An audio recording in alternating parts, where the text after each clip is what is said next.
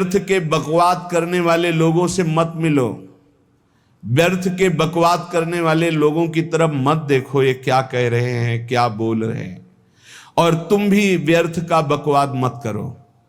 अपने समय को कीमती मान करके निरंतर प्रिया प्रीतम का नाम जप करो, उनकी गुण लीला गाओ, उनकी सेवा में रहो।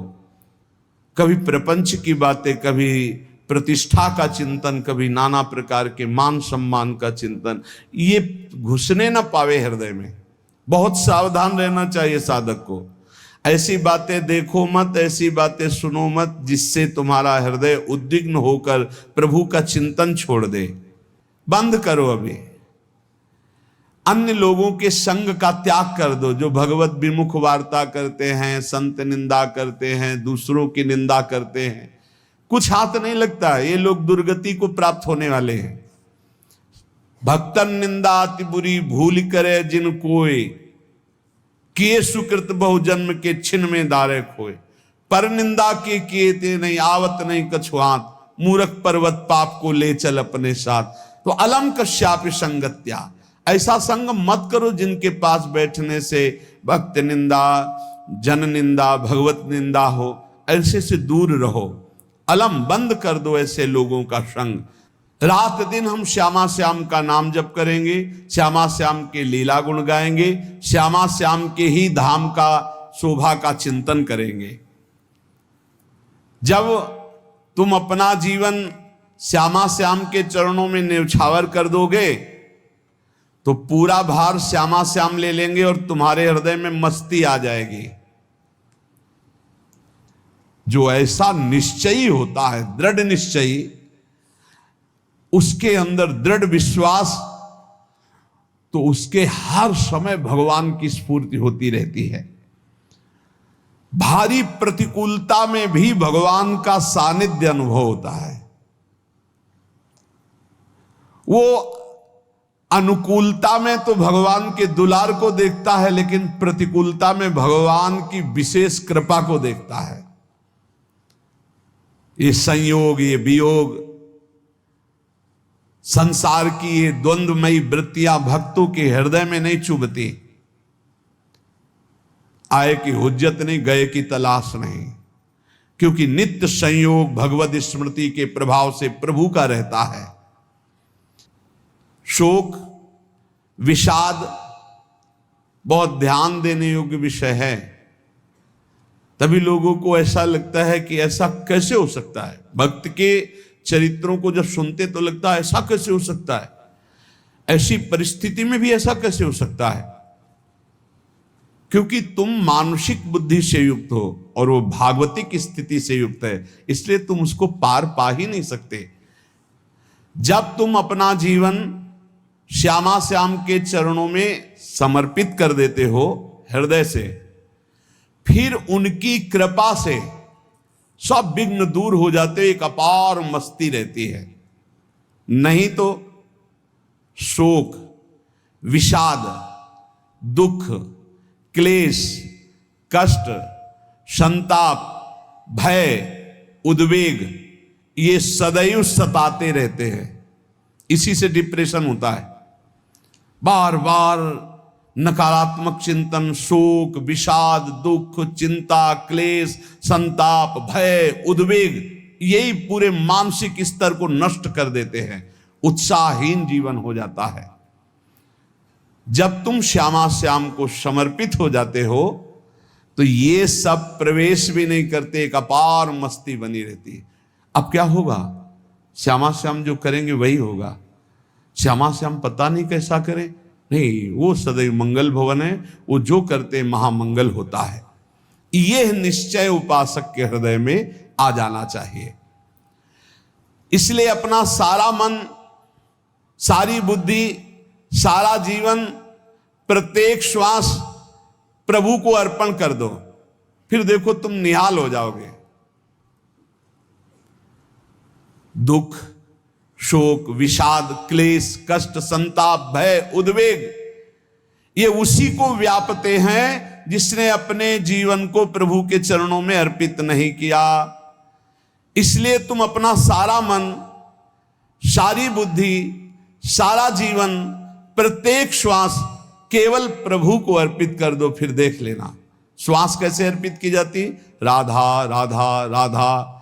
बुद्धि कैसे अर्पित की जाती, एकमात्र निश्चय कि भगवत सुख ही सुख है, ये जागतिक सुख सुख नहीं, ये दुख है, ये ऐसा दलदल है जिससे आज तक कोई नहीं निकल पाया।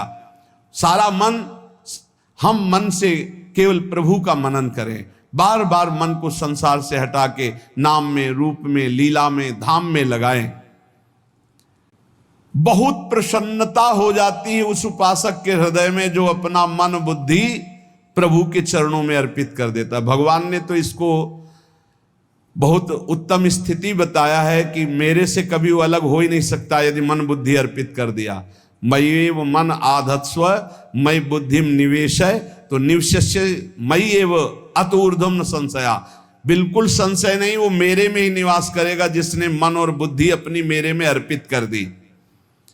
बहुत प्रसन्नता रहेगी उस उपासक के जीवन में जो अपने आप को मन बुद्धि सहित प्रभु के चरणों में समर्पित कर दिया है। भगवान का आश्रय लेने वाले की पहचान है हर परिस्थिति में प्रसन्न रहना। देखो आप भगवद आश्रित हो कि नहीं, देखो अनुकूल परिस्थिति में तो सब प्रसन्न रहना, लेकिन प्रतिकूल परिस्थिति में प्रसन्न रहना ये भगवान के भक्तों का लक्षण है। हर परिस्थिति में प्रसन्न रहना ये भगवान के भक्तों का लक्षण है। आनंदगन भगवान का आश्रय मिलते ही आनंद छा जाता है हृदय में। उनके पास आनंद का अभाव होता ही नहीं है। जैसे सूर्य का प्रकाश उदय होते ही सूर्य का प्रकाश संपूर्ण अंधकार को नष्ट कर देता है, ऐसे ही भगवान का संपूर्ण आश्रय लेते ही सब दुख चिंता शोक नष्ट हो जाते, आनंद ही आनंद। तुम भगवान के मंगलमय रूप को नहीं जानते हो, पर उनके मंगलमय भाव को, विधान को मानना शुरू कर दो। जो भी होता है मंगलमय होता है। हमने जीवन में देखा है, अगर इधर कोई बहुत बड़ा सुख दिया तो देर नहीं लगेगी, 24 घंटे नहीं व्यतीत होंगे और ऐसे दुख दे देंगे, जिससे दोनों का समान भाव रख करके ना दुख में तुम भूलो प्रभु को, ना सुख में फूलो, सीधे भगवत मार्ग में चल। पूरे जीवन की बात देखा है। भगवान के मंगल विधान में सदा सर्वदा सुख ही सुख है, इस बात को मान के प्रसन्न हो जाओ।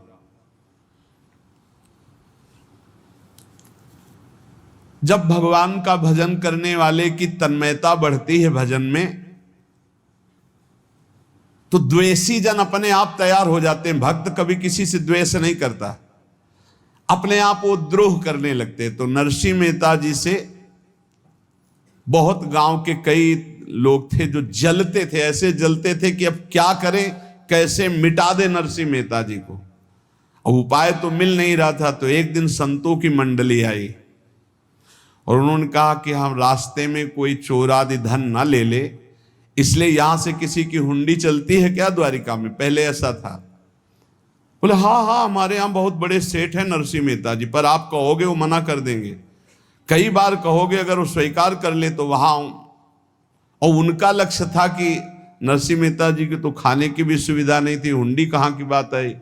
उनका था कि जब वो ना कहेंगे तो संतजन नाराज हो जाएंगे, अगर हाँ कह दिया तो वहां हुंडी चुकेगी नहीं, तो संतजन अपने आप इनको शाप दे देंगे, अपराध बन जाएगा, ये नष्ट हो जाएंगे। संतों को भेजा नरसिंह मेहता जी ने, सबकी दंडवत की, चरण पखाड़े। तो उनका ये इतना रुपया है, द्वारिका में साधु सेवा हम करेंगे, वहां तुम्हारी हुंडी चलती है, तो आप अरे उनका आप कहाँ भूल रहे हो, यहाँ खाने की भी व्यवस्था। बोले हमें सब पहले से बता दिया गया कि आप मना करोगे, बार बार मना मत करो, हमें पता है। तो उन्होंने ठाकुर जी की तरफ देखा, बोले क्या लीला है प्रभु, संतों से हम क्या कहें, ये ले रुपये। उस समय स्वर्ण की मोहरें चलती थी, बेच के बाजार से खूब उन संतों को पवाया, उन्हीं संतों की सेवा की। और उनका अपने सेठ का नाम तो बताओ जहां हमें जाके हुंडी मिलेगी। सेठ, सावल सा सेठ।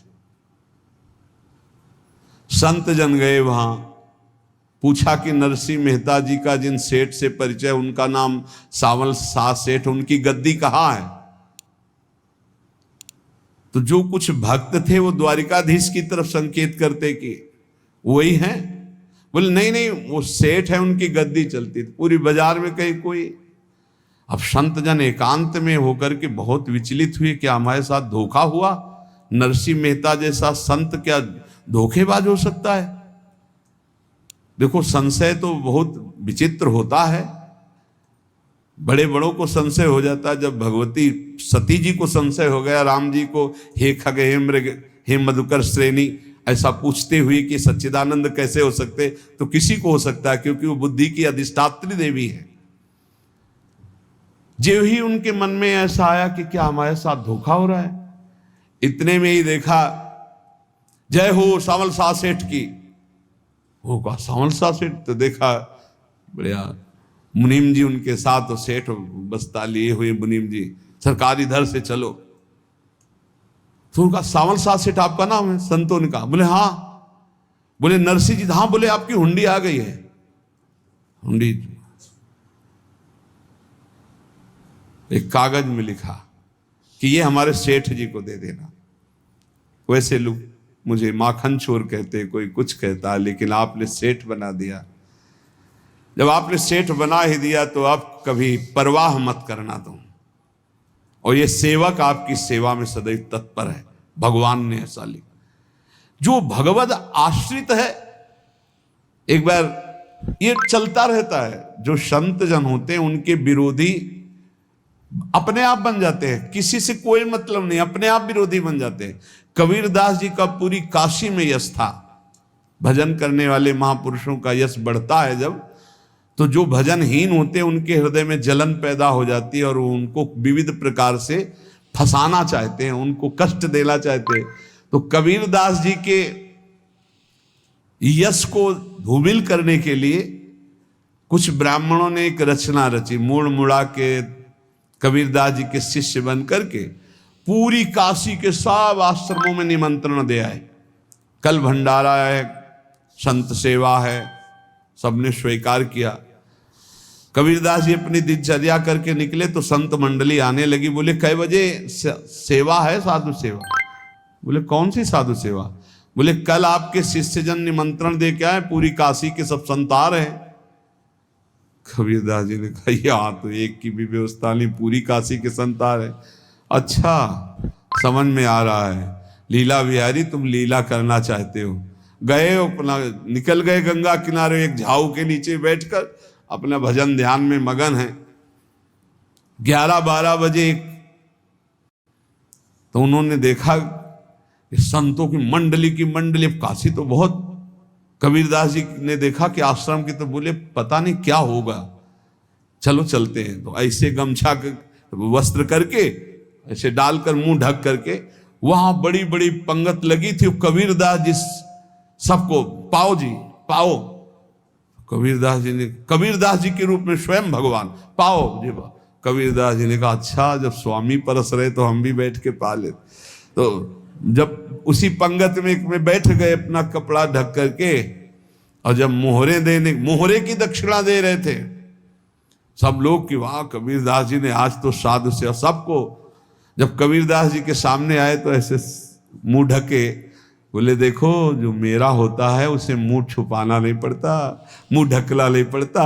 लो दक्षिणा, तुम भी दक्षिणा लो। कबीरदास जी को कबीरदास जी दक्षिणा दे रहे, और वो कबीरदास जी है भगवान, और ये पाले वाले कबीरदास जी है भगवान के जन। कभी भगवान अपने, अरे जमाने जोर लगा ले, कितना जोर लगाएगा, भक्त और भगवान का झंडा कभी न झुकने पाएगा।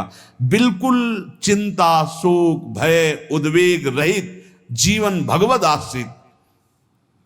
तुम भगवान के मंगल विधान में सदा सर्वदा प्रसन्न रहो। अब ये विचार कर लो कि भगवान जो करेंगे तुम्हारा मंगल करेंगे। अब थोड़ा ऐसा बीच में लगता है कि अमंगल हो रहा है क्या, लेकिन पक्का समझो बहुत बड़ा मंगल उनका विधान होता है। बहुत ही उत्तम मंगल होता है भगवान के शरणागत का। भगवान हमारे विचारों वाले नहीं हैं, हमारे विचार प्राकृतिक है, भगवान के विचार चिदानंदमय हैं। वो अपने विचार से हमारा मंगल करते हो, हम अपने विचार से मंगल चाहते हैं। भगवान के विचार से मंगल ही हमारा होगा, इसलिए कभी हमको चिंता शोक भय नहीं करना चाहिए। भगवान की ओर से कभी तुम्हारे लिए ऐसा विधान नहीं होगा कि तुम दुखी हो जाओ, बस तुम्हारी सोच हो सकती है, उसका परिणाम बहुत मंगल होगा। जगत की ओर से निराश हो जाओ, किसी से आशा मत रखो, फिर आप देखो आपका जीवन कैसा आनंद में व्यतीत होता है। ये जो जगत की आशा है यही दुख प्रदान करती, सच्ची जगत की आशा ही दुख प्रदान करती है। अगर जगत से कोई संबंध न रखा जाए और भगवत भाव में रहकर तो बहुत अच्छा जीवन चलेगा। अपने कर्तव्य का पालन करो, परिवार को भगवत स्वरूप मानकर पोषण करो, किसी से कोई संबंध मत रखो, कोई आशा मत रखो, यही अध्यात्म सिखाता है। अपने आप भगवत स्वरूप, सबका व्यवहार मंगलमय और आपका जीवन मंगलमय। अपने घर में ऐसे रहो जैसे किसी अतिथि के घर में रह जाता है, चलना है, यहां से जाना है। कौन रहता है अपने घर में अतिथि की भांति? भगवान का भक्त। जाना है यहां से, अपनी प्रिया प्रीतम के पास जाना। ये हमारा घर नहीं है, यहां तो हम समय व्यतीत कर रहे हैं, अपनी आयु व्यतीत कर रहे हैं भगवत आराधना करते हुए। हमें जाना है प्रिया प्रीतम के पास। वास्तविक घर भगवान का धाम है हमारा, वास्तविक घर वाले प्रभु हैं हमारे। जो नित्य सच्चिदानंद भगवान के चरणों में अपने चित्त को समर्पित करता रहता है, उसको यह अनुभव होने लगता है कि बड़ी कृपा है हमारे ऊपर, भगवान की बड़ी कृपा है हमारे ऊपर।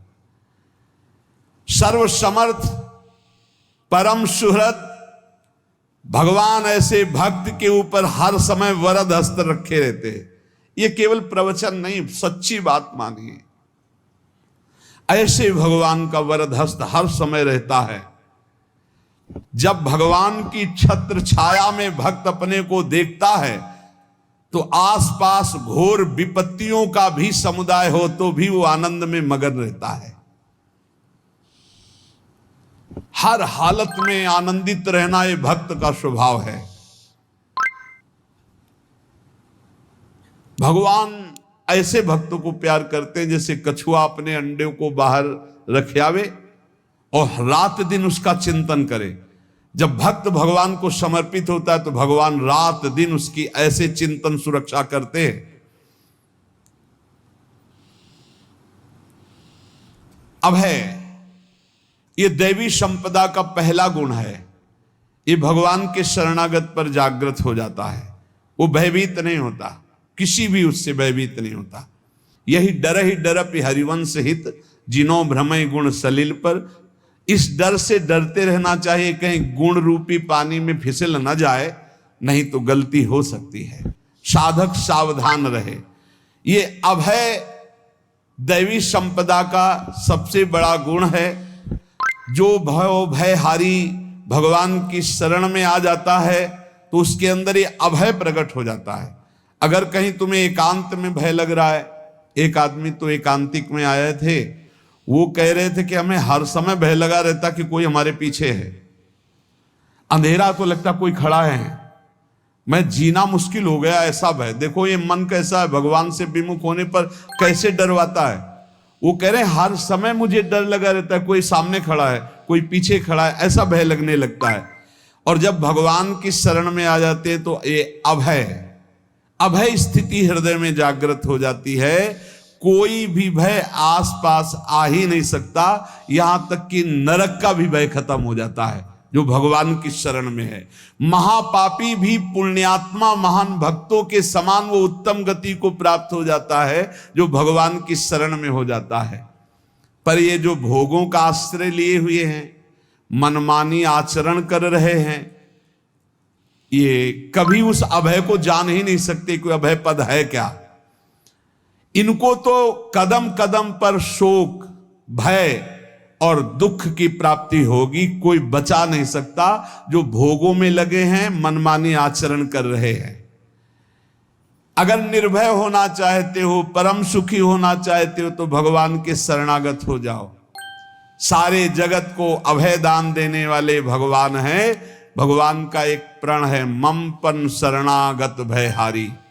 जो मेरी शरण में आ गया उसके भय का मैं नाश कर देता हूं। साधना में अवस्था मन की मानी जाती है कि आप कितने अच्छे साधक हैं।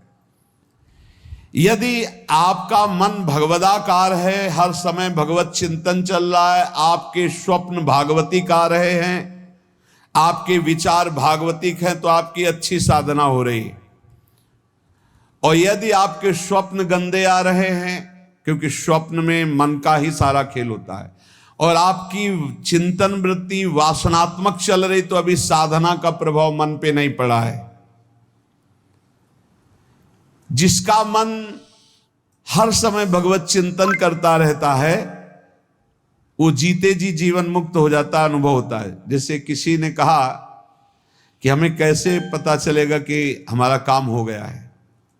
तो जैसे आप भोजन पा लेते हैं तो किसी दूसरे से गारंटी थोड़ी लेनी होती कि हम छक गए हैं क्या, आप जरा बताना हम छक गए हैं क्या। नहीं, अपने हृदय में आ जाता है कि अब मैं तृप्त हो गया। ऐसे ही अपने हृदय में आ जाता है कि मेरा काम हो गया, अब मेरा जन्म नहीं होगा। ये हृदय में आ जाता है, अपने आप अनुभव में आ जाता है। जब स्वरूप बोध होता है तो किसी और से सलाह थोड़ी लेनी होती है, वो अपने आप अनुभव में आ जाता है। हाँ, यदि गुरुदेव का वर्ण नहीं किया है तो फिर आपको किसी न किसी गुरु से प्रमाणित करवाना पड़ेगा। और अगर गुरुदेव का वर्ण किया है तो वही मंत्र, वही नाम, वही गुरु शरणागति आपको अंदर से पुष्ट कर देगी कि आपका काम हो गया है। विषय चिंतन करता हुआ मन विषय आसक्ति को प्राप्त होता है। विषय आसक्ति को प्राप्त हुआ मन बार बार जन्म मरण और नरक को प्राप्त होता है। बस ये विषय चिंतन हटाना ही प्रमुख कर्तव्य साधना का है। बार बार मन को विषयों से हटा करके प्रभु के नाम में लगाओ, प्रभु के रूप में लगाओ, प्रभु की लीला में लगाओ। जहां भगवान प्रकट होते हैं वहां परमानंद की बाढ़ आती है। पर ये ध्यान रखें, गुलाब का फूल कांटों में खिलता है, उसकी सुगंध लेनी, फूल लेना है तो कांटों से बचाकर। ऐसे ही जब आप भगवत चिंतन के लिए चलेंगे तो आपका चिंतन चुराने के लिए माया विविध नाटक करेगी, कांटे फैलाएगी। कोई तुम्हारी निंदा करेगा, कोई अपमान करेगा, कोई उपहास करेगा, तुम्हारी अव्यवस्था हो सकती है, तुम्हारी परिस्थिति बहुत भयावह हो सकती है।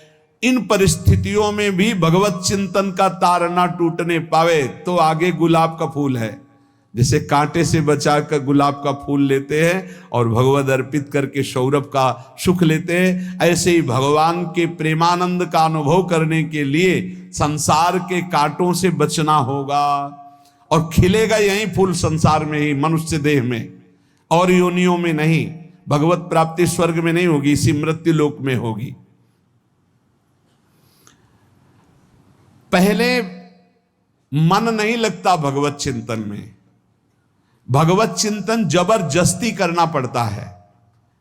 भगवत चिंतन जे ही प्रारंभ करोगे ते ही बहुत बाढ़ आ जाएगी पाप चिंतन की। ध्यान दीजिए, बहुत लोग प्रश्न करते रहते हैं कि हम जब भजन में बैठते हैं तो बहुत गंदी बातें आती, मन बड़ा चंचल होता है, भाग जाता है। ऐसा प्रारंभ में जब कोई भगवत चिंतन प्रारंभ करता है तो उसका मन विषयों में भागता है, गंदी बातों में भागता है। अब लोग कहते पहले तो हमारा चिंतन बढ़िया होता था, अब चिंतन नहीं होता। तो कोई सिद्ध पुरुष थोड़ी हो गए, तुम्हें जबरदस्ती चिंतन करना होगा। जगत के प्राणी में जहां मन जाए तो इसमें भी भगवान, पदार्थ में मन जाए तो उसमें भी भगवान। जहां जहां मन जाए वहां वहां भगवान देखो, या मन को हटाकर नाम मंत्र में लगाओ। ऐसे भगवत स्मृति जागृत की जाती, बार बार प्रयास करना होता है। कई लोग ये प्रश्न करते हैं कि हमसे बड़े पाप हो गए तो क्या हमें भगवान की प्राप्ति हो जाएगी? तो यहां कह रहे हैं भगवान किसी के पूर्व जीवन को नहीं देखते हैं, वर्तमान के भजन को देखते हैं। पकड़ो इस बात को।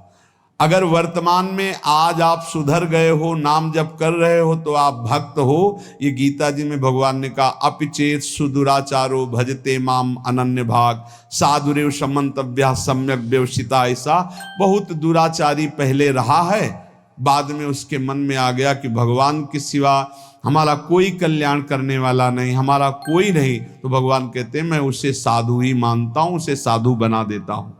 भगवान किसी के पूर्व जीवन को नहीं देखते। बहुत बढ़िया बात है। कल तक हम क्या करते रहे भगवान नहीं देखते, आज क्या कर रहे हो ये देखते हैं। यदि आज आप भजन में लग गए हो, अच्छे आचरण कर रहे हो, तो आपको भगवत प्राप्ति हो जाएगी। भगवान ये नहीं देखते कि पूर्व में पुण्यात्मा रहा है कि पापात्मा रहा है। भगवान वर्तमान में देखते कि मेरा भजन कर रहा है, बस इसी से कल्याण कर देते हैं। पकड़ो इस बात को, तो कभी प्रश्न नहीं उठेगा कि क्या हमको भी भगवत प्राप्ति हो सकती है क्या। हमारा मन यदि श्री भगवान को चाहने लगे तो श्री भगवान हमारे मन में ही आकर बस जाएंगे। भगवान की रूप माधुरी में मन डूबने लगेगा।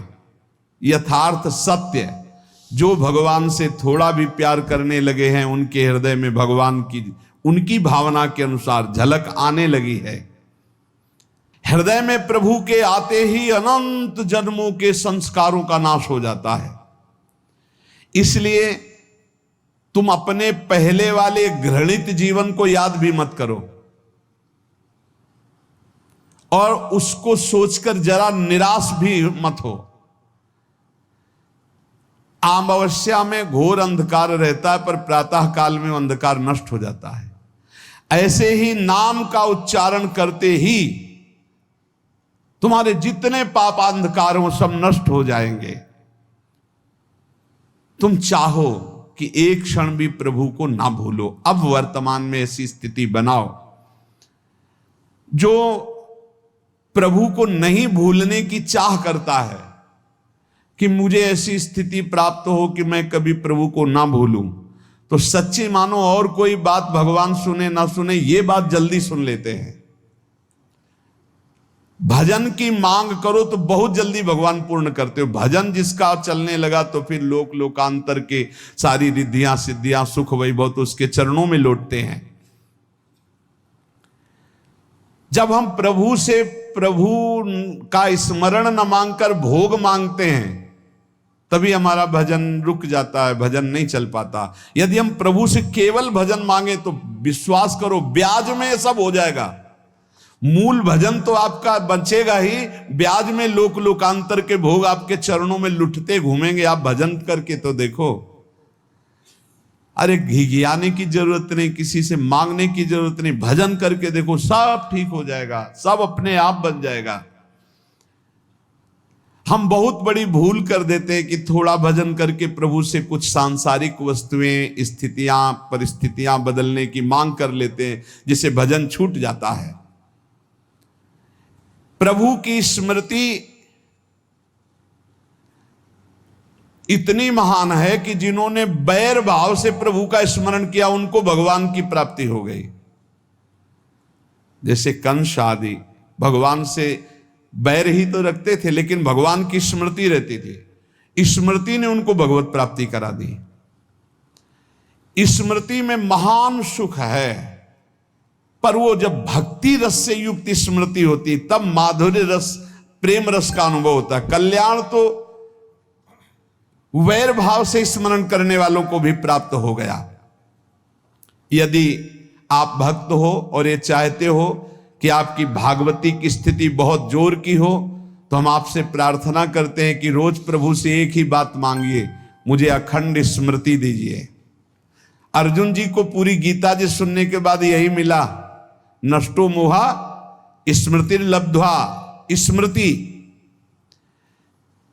प्रभु आप हम पे ऐसी कृपा कर दो कि हमारे हृदय में किसी और व्यक्ति, वस्तु, स्थान की स्मृति न रह जाए, केवल आपकी स्मृति रह जाए। ये चाह भगवान बहुत जल्दी पूर्ण कर देते हैं यदि उपासक हृदय से ये बात मांगे। भगवान की कृपा से ही ऐसा हो सकता है कि अखंड स्मृति ये कर्म फल से नहीं मिलती है। प्रभु के प्रति निर्भर होकर जो दैन्यता पूर्वक प्रभु से मांगता है और हर समय अभ्यास करता रहता है भगवत स्मरण का, उसको ये स्मृति मिलती है। और स्मृति मिल गई तो इससे बड़ी कोई स्थिति नहीं, हर समय भगवान का स्मरण। प्रभु से मन प्रतिपल नया नया स्वाद लेकर के आसक्त होता रहता है, नवम नवम। प्रभु कभी बासी नहीं होते। जैसे किसी व्यक्ति को देखो तो देखते देखते मन हट जाएगा कि देख लिया, बहुत सुंदर है, ठीक है, लेकिन वो एक दिन मन हट जाएगा। और प्रभु की सुंदरता नवम नवम है, प्रभु के नाम का स्वाद नवम नवम है, प्रभु की लीला का स्वाद नवम नवम है, प्रभु के धाम की शोभा नवम नवम है। जैसे आचार्य महाप्रभु हरिवंश चंद्र जी कहते, नयो नेह नवरंग नयो रस नवल श्याम वृषभानु किशोरी, नव पीतांबर नवल चूनरी, नई नई बूंदन भींजत गोरी, नव वृंदावन हरित मनोहर, नव चातक बोलत मोर मोरी, नव मुरली जो मल्हार नई गति, सब कुछ नया। तो नवम नवम प्रभु प्रतिपल नवम नवम प्रभु का रूप, प्रियाजू का नवम नवम, अबहीं और अबहीं और अबहीं और है। तो कहते हैं जब मन निरंतर स्मृति में डूबता है तो जब प्रभु की रूप माधुरी प्रकाशित होती तो ऐसी नवम नवम कि कभी ये नहीं होता कि रूप बासी हो गया। ये वही रूप है जो हमने अभी देखा था, नवम नवम। इसलिए आनंद की उफान आती रहती है उपासक के हृदय में। ऐसी प्रियता, ऐसा आनंद बिना भजन के नहीं अनुभव में आएगा। इसलिए तुम विश्वास करो, तुम्हें बहुत सुंदर सुख मिलने वाला है, आगे अपार सुख मिलने वाला है। ये थोड़ा दुख का समय काट लो, जब तक जीवन है ये दुख सुख की लहर आती रहेगी, आप इसको सह जाओ, आगे बहुत आनंद है। विश्वास मान लीजिए, बहुत आनंद है। जो ये विश्वास कर लेता है वो प्रभु के मार्ग में चलकर प्रभु को प्राप्त कर लेता है। नहीं तो इतने रोड़े हैं कि आप ऊब जाओगे, बहुत रोड़े हैं। जो प्रभु के मार्ग में चलता है तो माया के बहुत से पार्षद अपना प्रभुत्व दिखाने उनके पास आते हैं, महिमा अपनी दिखाने, पर वो किसी वस्तु स्थिति अवस्था प्राणी पदार्थ का प्रभाव स्वीकार ही नहीं करता, क्योंकि भगवत स्मृति परायण है, भगवान की कृपा पर विश्वास है, इसलिए उसको कोई फंसा नहीं पाता। वो नित्य निरंतर प्रभु से घुला मिला रहने के कारण उसकी मस्ती में कोई फर्क नहीं पड़ता। माया का प्रभुत्व रखने वाले उसे फंसाने की चेष्टा करते हैं, पर उस पर किसी का असर नहीं होता। वो कहीं लिप्त नहीं होता, वो कहीं दुखी सुखी नहीं होता, वो हर समय प्रसन्न रहता है। तुम देखो, हर समय प्रसन्न रहते हो? यदि नहीं तो तुम किसी व्यक्ति वस्तु का आश्रय लिए हुए प्रभु का नहीं। अगर हां तो हर समय प्रभु का स्मरण चलना चाहिए, हर समय प्रभु के आश्रित हो। फिर देखना ये आनंद, ये प्रसन्नता क्या रूप रखती है।